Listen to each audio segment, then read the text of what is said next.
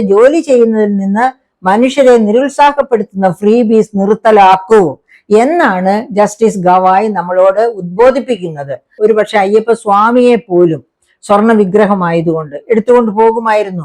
അതായിരുന്നിരിക്കണം. അതിനെ മാറ്റി അവിടെ ഒരു ചെമ്പ് തകിട് സ്വാമിയെ ഉണ്ടാക്കി പ്രതിഷ്ഠിക്കുക എന്നൊക്കെ വിചാരിച്ചിട്ടുണ്ടാവണം ഇവര്. എന്തിനാണ് അവർക്ക് ഒരു മാസം 1000 രൂപ കൊടുക്കാമെന്ന് പറയുന്നത്? അത് എല്ലാവരും കൊടുക്കുന്ന നികുതി പണം എടുത്താണ് എന്നുകൂടി ഗവൺമെന്റ് ഓർക്കണം. DA കൊടുക്കുമെന്ന് പറഞ്ഞു. അത് ഒരുപക്ഷെ കൊടുത്തേക്കും. കാരണം ആ DA കിട്ടിക്കഴിയുമ്പോഴത്തേന് ശമ്പള പരിഷ്കരണം എന്ന് പറഞ്ഞ് ബഹളം കൂട്ടിക്കൊണ്ടിരിക്കുന്നവര് പതുക്കെ ഒന്ന് അടങ്ങും. ഈ തദ്ദേശ തെരഞ്ഞെടുപ്പ് നടക്കാനിരിക്കെ ഈ ഒരു പ്രഖ്യാപനങ്ങൾ തെരഞ്ഞെടുപ്പിൽ ഗുണം ചെയ്യുമെന്ന് സർക്കാർ പ്രതീക്ഷിക്കുന്നുണ്ട്. പക്ഷേ ശബരിമല സ്വർണ്ണ കവർച്ചയും മുഖ്യമന്ത്രിയുടെ കുടുംബത്തിനെതിരായ ആരോപണവും ഉൾപ്പെടെയുള്ള വിവാദങ്ങളെ ഇത്തരം കൺകെട്ട് പ്രഖ്യാപനങ്ങളിലൂടെ മറികടക്കാനും ജനശ്രദ്ധ തിരിക്കാനുമാകുമോ? മേഡം കണക്ക് കൂട്ടുന്നുണ്ടോ അങ്ങനെ? അതായത് കുടുംബത്തെ പറ്റിയുള്ള കാര്യങ്ങൾ ചിലപ്പോൾ ജനം മറന്നുപോകും. പോട്ടെ, എല്ലാ മുഖ്യമന്ത്രിമാരും ഇങ്ങനെയൊക്കെ തന്നെ എന്ന് പറഞ്ഞു. പക്ഷേ ശബരിമലയിലെ നടന്നുകൊണ്ടിരിക്കുന്ന കാര്യങ്ങളൊന്നും തന്നെ ജനഹൃദയങ്ങളിൽ നിന്ന് മറഞ്ഞു പോകില്ല. അങ്ങനെയാണെങ്കിൽ ശബരിമല ശ്രീ അയ്യപ്പ സ്വാമി പോലും അത് അങ്ങനെ മറഞ്ഞു പോകാൻ സമ്മതിക്കില്ല എന്നുള്ളതിന്റെ തെളിവാണ് വളരെ കൃത്യസമയത്ത് തന്നെ സ്വാമി അത് ജനശ്രദ്ധയിലേക്ക്, നിയമപാലകരുടെ ശ്രദ്ധയിലേക്ക് ഒക്കെ കൊണ്ടുവന്നിരിക്കുന്നത്. നമുക്കിപ്പോൾ അറിയാം, ഒന്നൊന്നായിട്ട് പുറത്തു വന്നുകൊണ്ടിരിക്കുകയാണ്. അതായത് ഇതുവരെ കേട്ടതിനേക്കാൾ വലുതാണ് അളയിലുള്ളത് എന്ന് പറയുന്നത് പോലെയാണ്. അതായത് കണ്ടതും കേട്ടതും ഒന്നുമല്ല, ഇനി ഇതിനേക്കാൾ വലുതൊക്കെ വരാനിരിക്കുന്നു. ആ തരത്തിലാണ് ശബരിമല നമുക്ക് മുൻപില് എന്താ പറയുക, അവിടുത്തെ മോഷണം അനാവരണം ചെയ്യപ്പെട്ട് അതിന്റെ ഭീകരത, ആ ഭീകരത കാണുമ്പോഴാണ് ഒരുപക്ഷെ അയ്യപ്പ സ്വാമിയെ പോലും സ്വർണ്ണ വിഗ്രഹമായതുകൊണ്ട് എടുത്തുകൊണ്ട് പോകുമായിരുന്നു. അതായിരുന്നിരിക്കണം. അതിനെ മാറ്റി അവിടെ ഒരു ചെമ്പ് തകിട് സ്വാമിയെ ഉണ്ടാക്കി പ്രതിഷ്ഠിക്കുക എന്നൊക്കെ വിചാരിച്ചിട്ടുണ്ടാവണം ഇവര് അവസാന ഘട്ടത്തിൽ. എന്ത് തന്നെയാണെങ്കിലും ഇത് ലക്ഷ്യം നല്ല ലക്ഷ്യമല്ല എന്നുള്ളത് സ്വാമി തന്നെ പുറത്തു കൊണ്ടുവന്നു എന്നാണ് ഞാൻ വിശ്വസിക്കുന്നത്. അതുകൊണ്ട് തന്നെ ഇതിന്റെ ആഫ്റ്റർ ഇഫക്റ്റ് ഇലക്ഷൻ കഴിഞ്ഞാലും നമുക്ക് കാണേണ്ടി വരും.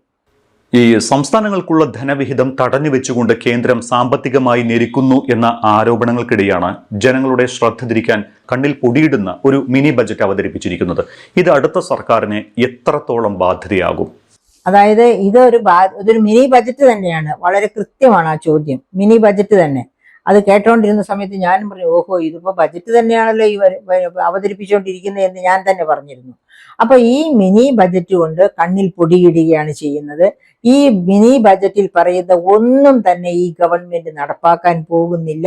അതായത് ഇപ്പൊ ഇലക്ഷന് മുമ്പ് ചെയ്യുമെന്ന് പറഞ്ഞിരിക്കുന്നത്, ഇപ്പൊ ഉദാഹരണത്തിന് DA കൊടുക്കുമെന്ന് പറഞ്ഞു. അത് ഒരുപക്ഷെ കൊടുത്തേക്കും. കാരണം ആ DA കിട്ടിക്കഴിയുമ്പോഴത്തേന് ശമ്പള പരിഷ്കരണം എന്ന് പറഞ്ഞ് ബഹളം കൂട്ടിക്കൊണ്ടിരിക്കുന്നവര് പതുക്കെ ഒന്ന് അടങ്ങും.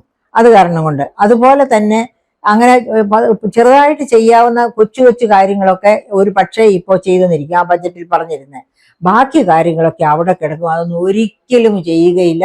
അടുത്ത ഇലക്ഷൻ ഇനി ഇതുപോലെ വരുമ്പോൾ, അതായത് ഈ ഇലക്ഷൻ കഴിഞ്ഞിട്ട് അടുത്ത അസംബ്ലി ഇലക്ഷൻ വരുമ്പോഴായിരിക്കും വീണ്ടും ഇത്തരം പ്രഖ്യാപനങ്ങൾ ഇതിനേക്കാൾ മൂർച്ച കൂട്ടി പൊക്കിക്കൊണ്ടുവരുന്നത്.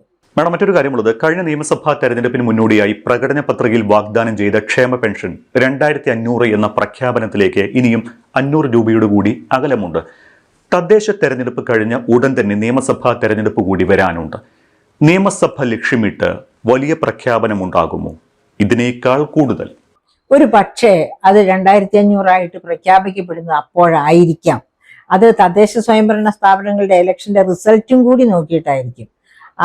ഇവര് പ്രതീക്ഷിക്കുന്ന ഇലക്ഷൻ റിസൾട്ട് വരുന്നു എങ്കിൽ അപ്പോ ചിലപ്പോ ഡിക്ലെയർ ചെയ്തില്ലെന്നിരിക്കും. പക്ഷെ റിസൾട്ട് മോശമായി പോയാൽ, LDFന് എതിരായി പോയാൽ 2500 ആക്കി മാറ്റുന്നത് 2500 ആക്കി മാറ്റാൻ അവർ തത്രപ്പെടും. കാരണം അങ്ങനെയെങ്കിലും അസംബ്ലി ഇലക്ഷനിൽ കയറി വരാൻ വേണ്ടി. മാഡം, ഈ കോവിഡ് കാലത്ത് തൊഴിലില്ലാതെയും വരുമാനമില്ലാതെയും നട്ടം തിരിഞ്ഞ ജനങ്ങൾക്ക് സൗജന്യ ഭക്ഷ്യക്കിറ്റുകൾ പ്രഖ്യാപിച്ചും അവ വിതരണം ചെയ്തും ജനങ്ങൾക്ക് നൽകിയ കരുതലാണ് 2021 തുടർഭരണത്തിലേക്ക് പിണറായി വിജയനെ നയിച്ച പ്രധാന ഘടകം. മുഴുവൻ റേഷൻ കാർഡ് ഉടമകൾക്കും ഈ ഒരു ആനുകൂല്യം ലഭിച്ചിരുന്നു. പ്രളയഘട്ടത്തിലും സമാനമായ ഒരു സാഹചര്യമുണ്ടായിരുന്നു. ഇപ്പോൾ മുഖ്യമന്ത്രിയുടെ ഈ ജനക്ഷേമമെന്ന് തോന്നിക്കുന്ന അല്ലെങ്കിൽ തോന്നിപ്പിക്കുന്ന പ്രഖ്യാപനങ്ങളുടെ മിനി ബജറ്റ് എത്രത്തോളം നിർണായകമാകും ഈ ഒരു തെരഞ്ഞെടുപ്പിൽ? തീർച്ചയായിട്ടും അത് പാടില്ല. ഈ കാര്യം അറിഞ്ഞ ജനങ്ങളെ ബോധവൽക്കരിക്കേണ്ടത് മീഡിയകളാണ്. അതാണല്ലോ ഞാൻ ജസ്റ്റിസ് ഗവായിയുടെ പ്രസ്താവനയായിട്ട് ഇവിടെ വായിച്ചത്.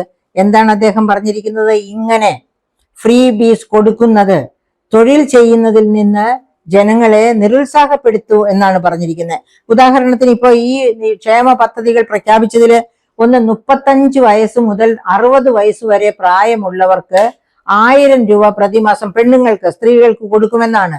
എന്ത് കാര്യത്തിന് വേണ്ടിയാണ് സ്ത്രീകൾക്ക് 35 വയസ്സിനും 60 വയസ്സിനും ഇടയ്ക്കുള്ള സ്ത്രീകൾക്ക് 18 മണിക്കൂർ ജോലി ചെയ്യാൻ പറ്റും, പോട്ടെ 10 മണിക്കൂർ ജോലി ചെയ്യാൻ പറ്റും, അതും പോട്ടെ 8 മണിക്കൂർ പുറത്തിറങ്ങി ജോലി ചെയ്താൽ അവർക്ക് 1200 രൂപ 1000 രൂപ വരെ കൂലി കിട്ടുന്ന ഈ സാഹചര്യത്തില് എന്തിനാണ് അവർക്ക് ഒരു മാസം 1000 രൂപ കൊടുക്കാമെന്ന് പറയുന്നത്? അത് എല്ലാവരും കൊടുക്കുന്ന നികുതി പണം എടുത്താണ് എന്നുകൂടി ഗവൺമെന്റ് ഓർക്കണം. അതുപോലെ തന്നെ കുടുംബശ്രീ കേരളത്തിന് വേണ്ടി ഒരുപാട് കാര്യങ്ങൾ ചെയ്യുന്നുണ്ട്. പക്ഷേ ആ കുടുംബശ്രീ ADS-ന് 1000 രൂപ വീതം ഒരു മാസം കൊടുക്കാമെന്ന് പറഞ്ഞു. അതെന്തിനാണ്? അത് അവരുടെ കണ്ണിൽ പൊടിയിടാൻ. അതായത് 45 ലക്ഷത്തോളം കുടുംബശ്രീകളുണ്ട് കേരളത്തില്, കുടുംബശ്രീ വനിതകള്. ഈ കുടുംബശ്രീ വനിതകളെയൊക്കെ സോപ്പിട്ട് കൂടെ നിർത്തിയാല് ആ 45 ലക്ഷം വോട്ട് ഉറപ്പാണ് എന്ന് പിണറായി വിജയൻ അറിയാം. അതുപോലെ തന്നെയാണ് ഈ 35 വയസ്സിനും 60 വയസ്സിനും ഇടയ്ക്കുള്ള സ്ത്രീകൾക്ക് 1000 രൂപ കൊടുക്കുന്നതും അവരുടെയും വോട്ട് പോക്കറ്റിലാക്കാനാണ്. അതിനെതിരെയാണ്, അതായത് ജോലി ചെയ്യുന്നതിൽ നിന്ന് മനുഷ്യരെ നിരുത്സാഹപ്പെടുത്തുന്ന ഫ്രീ ബീസ് നിർത്തലാക്കൂ എന്നാണ് ജസ്റ്റിസ് ഗവായ് നമ്മളോട് ഉദ്ബോധിപ്പിക്കുന്നത്. അപ്പോൾ അദ്ദേഹം പറഞ്ഞ കാര്യങ്ങളൊക്കെ നിങ്ങളെപ്പോലുള്ള മീഡിയയാണ് വെളിച്ചത്ത് കൊണ്ടുവന്ന് ജനങ്ങളുടെ കണ്ണ് തുറപ്പിക്കേണ്ടത്.